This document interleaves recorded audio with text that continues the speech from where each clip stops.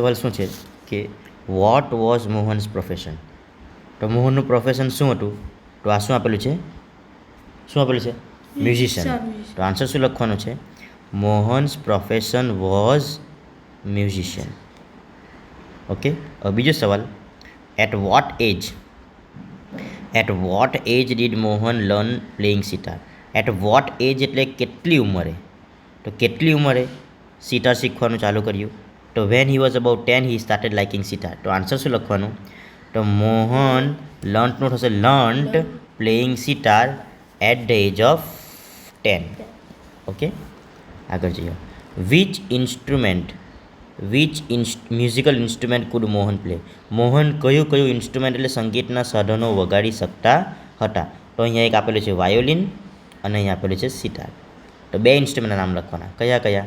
તો આન્સર લખવાનું Mohan food play violin and sitar.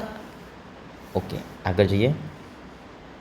બીજો સવાલ આપેલો છે, which musical instrument did Mohan play for 3 years? 3 વર્ષ માટે મોહને કયું ઇન્સ્ટ્રુમેન્ટ વગાડ્યું છે? He was trained and also played for 3 years. કયું? તો સિતાર. શું 3 વર્ષ માટે કયું વગાડ્યું? તો sitar. Mohan played sitar for 3 years. Okay. આગળ જઈએ હવે. આ 4 સવાલ આપેલા છે. Guitar took all his time. This sentence mean. ગિટારે એનો બધો સમય લીધો. એનો મિનિંગ શું? Mohan loved guitar very much. Mohan played only guitar. Mohan spent all his time in playing guitar. કે બધો સમય એમાં આવતો બરાબર ને? તો આન્સર ઓપ્શન સી આવશે. Next, which instrument did Mohan decide to play? મોહને કયું ઇન્સ્ટ્રુમેન્ટ વગાડવાનું નક્કી કર્યું? ગિટાર. Very good. તો આન્સર કેવી રીતે લખવાનું? મોહન ડિસાઇડનું શું થશે? Decided to play guitar. Okay. ચાલો. Why did German lady stay with Mohan's family? જર્મનથી જે લેડી આવેલી તે મોહનની ફેમિલી સાથે શા માટે રહે છે? તો આન્સર એ લખવાનું છે a German lady came to stay with Mohan's family to learn music from his father. બરાબર. Next, why did German lady stay with Mohan's family? શાના માટે? તો અહીંયા આપણે જોઈ જ્યારે વાયથી પ્રશ્ન પૂછે ને તો વાક્યમાં જોઈ લેવાનું કે ટુથી કોઈ અડધું વાક્ય છે કે નહીં, બરાબર ને? ટુવાળું વાક્ય મૂકી દેવાનું. હુ એટલે કોનું નામ આપવાનું? વ્યક્તિનું. Who introduce the guitar to Mohan? કોણ? તો જર્મન લેડી. આન્સર કેવી રીતે લખવાનું? તો a German lady introduce the guitar to Mohan. બરાબર. સમજાઈ ગયું? હવે આગળ જોઈએ. ફરીથી આહુથી પ્રશ્ન પૂછે. હુના જગ્યાએ પછી મૂકવાનું એક વ્યક્તિનું નામ. હુ આવે ત્યારે શું મૂકવાનું? કોઈ પણ વ્યક્તિનું નામ. Who supported Mohan to learn guitar? મોહનને કોણ સપોર્ટ કરે છે? His mother. તો આન્સર શું લખવાનું છે? Mohan's mother. MOHANS. Mohan's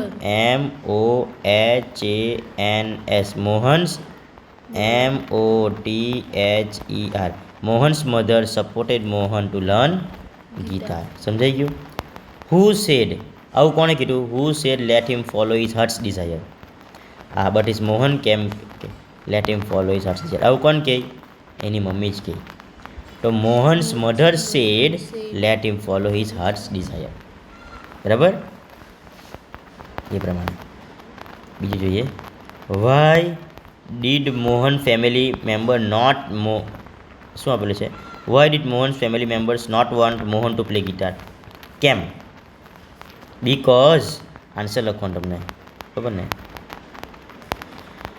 Mohan's family members did not want. અહીંયા મોહન્સ ફેમિલી મેમ્બર્સ પછી લખવાનું did not want Mohan to play guitar because his family were sitar, vocals and classical practice and guitar did not have that effect which other instrument has. બરાબર ને? Okay. And it was not from India. ઇન્ડિયાથી નહીં હતું. બરાબર. Okay. આગળ જઈએ. ચાલો હવે. Mohan followed his heart passion? તો અહીંયા આન્સર આવશે ટ્રુ. બરાબર ને? આન્સર શું આવશે? True. Mohan veena is not invented? એના દ્વારા ઇન્વેન્ટ થતી નથી. તો આન્સર ફોલ્સ હશે. બરાબર ને? એના દ્વારા ઇન્વેન્ટ થયેલી છે. Mohan like guitar van he was about 10? જે 10મા વર્ષે એને સિતાર ગમતું. તો અહીંયા આવશે ખોટું. Mohan's father did not approve his love, બરાબર છે. મોહનનો ફાધર પહેલાં અસ્વીકાર કરે કે નહીં. Mohan's father was winner of Grammy award, મોહનના પિતા જીતેલા, રોંગ આવશે. મોહન જીતલો, બરાબર ને, false. Mohan's relatives appreciate his performance, મોહન્સના જે સગાવાલા છે એને એપ્રિશિએટ કરે, પ્રશંસા કરે કે હે, પ્રશંસા થોડી કરે, નિંદા કરે બધા. તો અહીંયા a German lady began to teach Mohan guitar, German lady શીખવાનું ચાલુ કરે, તો એ બી આપણું આવતું નથી, બરાબર ને. ઓકે, હવે આમાંથી યુઝ બનાવવાનું છે. Mohan is a famous musician, બરાબર.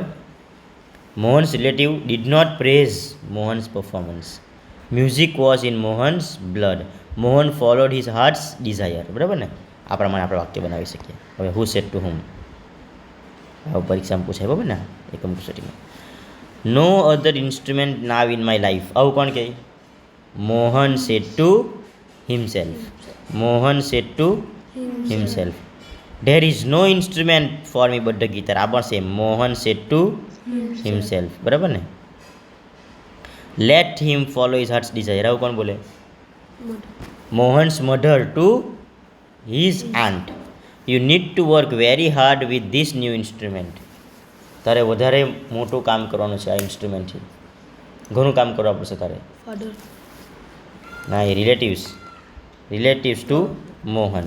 Do you know your father does not approve your love for guitar, તો મોહન્સ આન્ટ ટુ મોહન, બરાબર ને, આ પ્રમાણે. ચાલો હવે ફંક્શન જોઈ લઈએ. ઇટ ઇઝ ધ ટાઈમ, આજે વેન આવ્યું એટલે શું? જે વાક્યમાં વેન આવે તો આપણે સમય જોઈ લેવાનો, તો આન્સર શું આવશે આમાં? ડિસ્ક્રાઇબિંગ ટાઈમ, બરાબર. એટલે નંબર 1માં જોડી દેવાનું, નંબર 1માં માટે જોડી દેવાનું, બરાબર ને. હાઉ લોંગ એટલે સમયગાળો, હાઉ લોંગ આવ્યું એટલે શું? સમયગાળો, એટલે ડ્યુરેશન છે કે ડ્યુરેશન, આવ્યું ને ડ્યુરેશન. વેન આવ્યું એટલે ડિસ્ક્રાઇબિંગ ટાઈમ, હાઉ લોંગ એટલે સમયગાળો એટલે ડ્યુરેશન, બરાબર.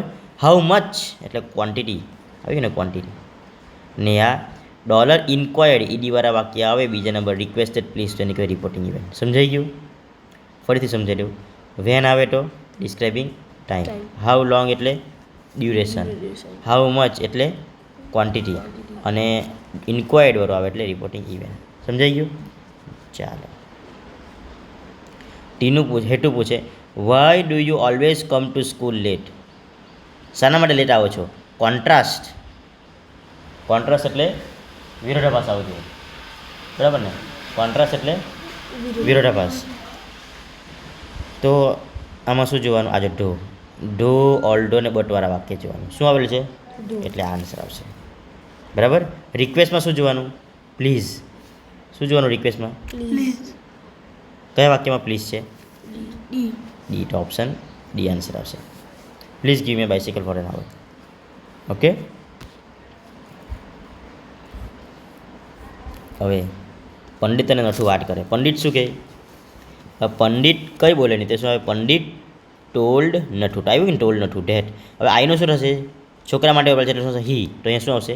હી. Pandit to Nathu, he was pandit and told that. હવે આઈ કોના માટે બોલે છે પાછું? પંડિત માટે, તો આવશે હી. કેનનું થશે food, he could read and write. હવે નઠું કહે છે, નઠું શું કહે? નઠું પાછા એને અહીંયા પ્રશ્ન ચિહ્ન નથી એટલે આક્સ નહીં આવશે, ને વાત કરે છે ખાલી કહે છે એટલે ટોલ્ડ આવશે. નઠું ટોલ્ડ પંડિત, હવે આઈનું શું થશે? He was an intelligent man, બરાબર. He was an intelligent man and added that he could not do ધીસનું અહીંયા ડુ જ આવશે ને, ડુ ધેટ. ઓકે, એ પ્રમાણે આન્સર આપણે લખવાનું છે. આ બહુ ઇમ્પોર્ટન્ટ. જો શું આપણે છે અહીંયા, mister Patel went to a market yesterday. Mister Patel, આ ગોઝનું શું રહેલું છે? વેન્ટ, એટલે વર્તમાન કાળનું ભૂતકાળ. Mister Patel goes to market, તો mister Patel went to market yesterday. On her way she visited the Shiv temple. She બાયનો she bought some grocery and vegetables. She did not buy stale fruits. Her bag was full of toy. સમજાઈ ગયું? આ ગોઝનું શું કરવાનું? ગોઝનું van થયેલું આપેલું જ છે, તો વિઝિટનું વિઝિટેડ, બાયઝનું બોટ, ડઝનું ડીડ અને ઇઝનું વોઝ. સમજાઈ ગયું? ચાલો આ પ્રમાણે આપણે જોઈ લેવાનું છે. અહીંયા પણ the dance competition was organise in our school many students કેટલા તો મેની મસ્ત નહીં આવે many students dance very gracefully among them we find the best dancer આવવાનું સાચું બને ચાલો છેલ્લું જોઈ લઈએ આપણે Keya was not at fault the teacher punished her કેયાની ભૂલ નથી હતી છતાં પણ એટલે શું આવશે yet Keya was not at fault yet the teacher punished her Priyank failed in his business twice he could not pay the bank loan Priyank fail in the બિઝનેસમાં ફેલ થયો તેથી therefore he could not pay the bank loan okay Anjali had to help her mother અંજલિને પોતાની મમ્મીને મદદ કરવાની હતી there was some guest at home okay Anjali had to help her mother as જેથી કરીને ને કારણ કે એના ઘરે મહેમાન આવેલા હતા Mohan decided to work hard he decided to make guitar famous અહીંયા એન્ડ આવશે ને Mohan decided to work hard and he decided to make guitar famous okay ચાલો હવે આ બહુ જ સવાલ હવે જ્યારે પણ એફોસ્ટોફી એસ જો અહીંયા એસ આવેલું છે ત્યાં હુઝ જોવાનું WHOS શું જોવાનું હુઝ છે કે હુઝ વર વાક્ય હવે 3 હુઝ આ પણ છે હુઝ કેલ્ક્યુલેટર જોવાનું આની આવે whose calculator is Avni using કે Reena using Avni is using Reena છે અવની યુઝિંગ તો આ અવની બરાબર ને રીના તો કેલ્ક્યુલેટર છે આ રીના તો આન્સર અહીંયા આવે જ નહીં આન્સર ઓપ્શન બી આવશે બરાબર ને ચાલો નેક્સ્ટ જોઈએ અહીંયા 2 meters what has the shepherd how long stick how big stick how long stick does the shepherd have બરાબર ને કેટલી લાંબી લાકડી છે તો 2 meters બરાબર ફોર અ વીક કેટલા સમયગાળો તો આમાં હાઉ લોંગ આવશે બરાબર ચાલો આ છેલ્લું જોઈ લઈએ હવે આપણે અક્ષય અને Aryan can you lend me your dictionary please શું તમે મને ડિક્શનરી આપી શકો શ્યોર વાય નોટ કેમ નહીં આપી શકો બરાબર ને તો આ આન્સર આવશે હાઉ આર યુ તો શું આન્સર આવશે ઇટ્સ માય પ્લેઝર કે I am fine thank you I am fine thank you for taking some time off from your busy schedule it's my pleasure okay thank you friends